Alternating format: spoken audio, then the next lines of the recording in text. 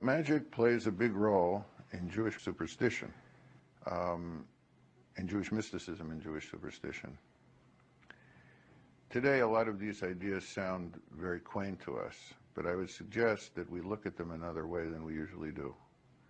Rather than simply look at them as superstition, look at them first as a kind of science of the day.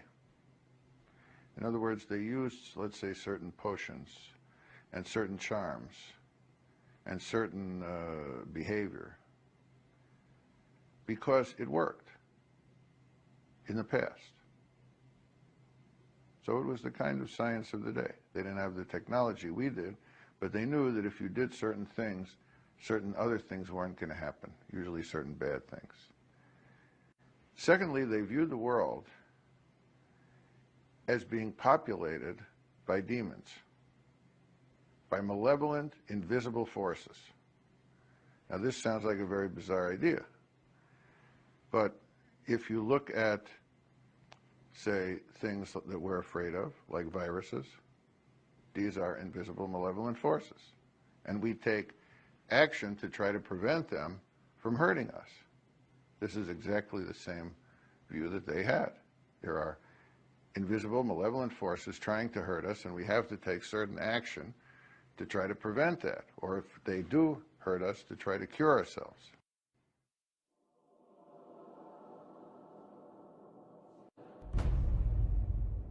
Since medieval times, the Jewish people have been considered a race of magicians.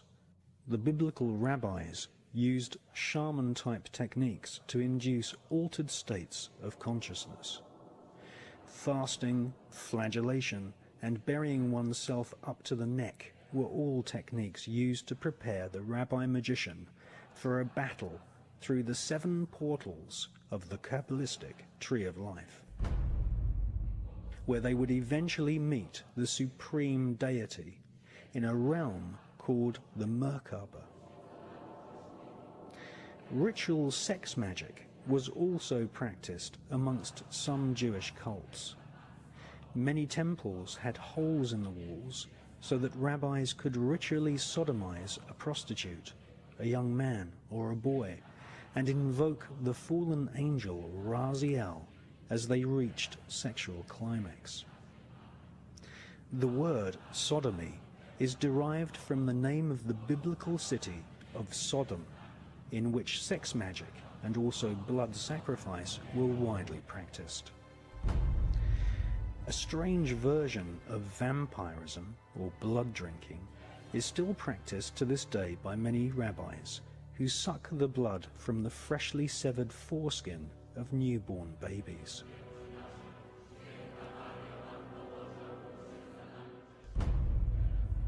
Much of the ritual we see in the modern-day Catholic Church, such as the symbolic eating the flesh of Christ and the symbolic drinking of his blood, are derived from ancient Jewish rituals in which different forms of vampirism and blood sacrifice were an accepted part of this occult tradition. After all, the Pope does wear a Jewish yarmulke.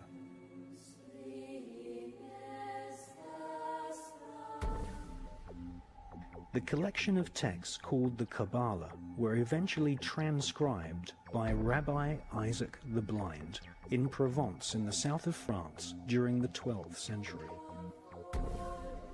For the first time in its 6,000-year history, the ancient magical techniques of invoking fallen demonic angels and killing someone using the evil eye were put down on paper. The Kabbalistic writings of Isaac the Blind fell into the hands of a group of 9 French noblemen. These noblemen became known as the Knights Templar. 15 years after Pope Gregory VII undertook major reforms, establishing ultramontane rule over all kingdoms of Europe, Pope Urban II delivered an infamous sermon at the Council of Clermont, consolidating the rule and issuing the orders to crusade, to retake the Holy Lands from the non-believers. Thousands of men, depraved and deprived of knowledge, were convinced to partake in the satanic expedition, as they were promised full exemption from civil jurisdiction and remission of sins. And so they embarked, thousands of them, mercilessly looting and ravishing all in sight, fearing nothing, for all was forgiven. Although they slayed in Christ's name, as they came closer to victory, the one they served as Lord became ever clearer.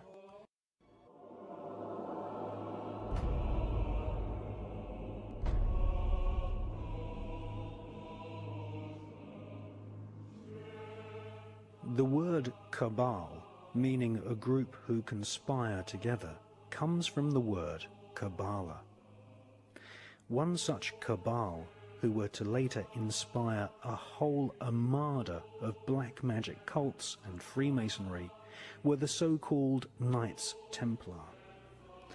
They laughingly called themselves the Poor Knights of Christ, but these men were far from poor.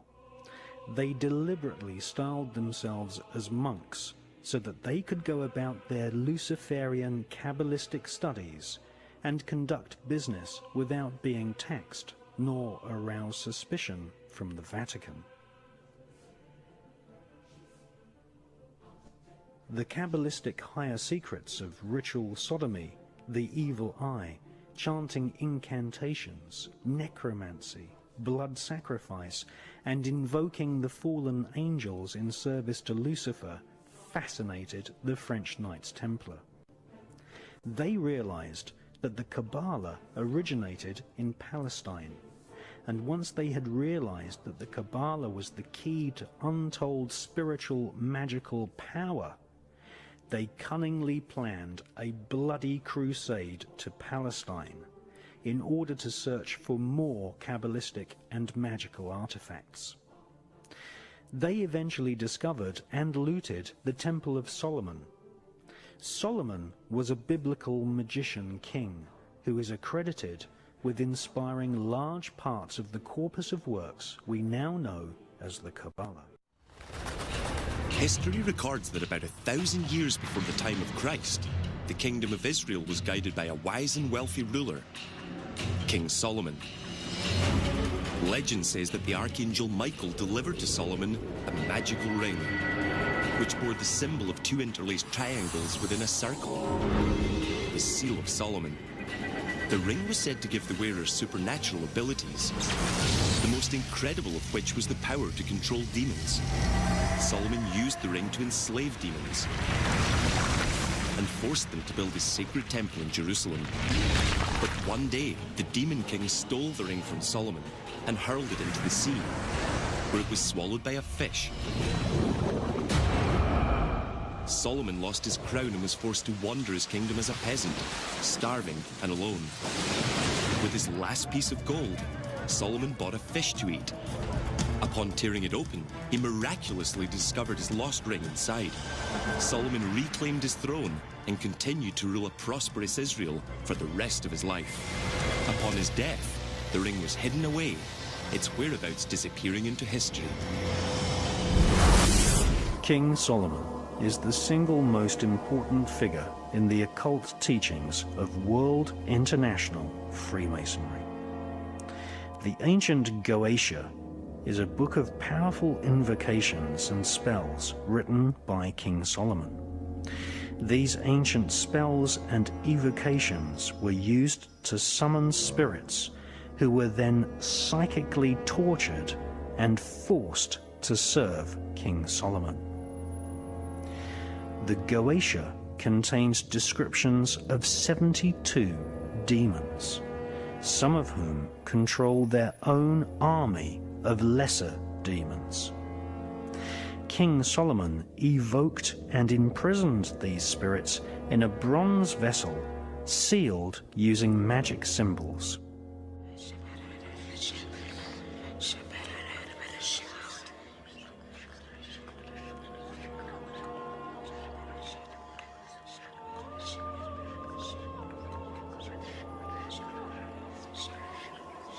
The Goetia explains how the spirits can be compelled into obedience. the Goetia describes a demonic royal hierarchy of spirits, many of which are referred to as knights, princes, and kings. King Solomon ruled ancient Israel from the year 970 to 928 BC. Satanists, occultists, and Freemasons worldwide venerate the memory of King Solomon, who owned a magic ring engraved with a symbol called the Seal of Solomon. This gave him power over the invisible monarchy of demons. This Seal of Solomon is better known as the Star of David. It is this symbol which is encoded into the $1 bill. It is also the flag of Israel.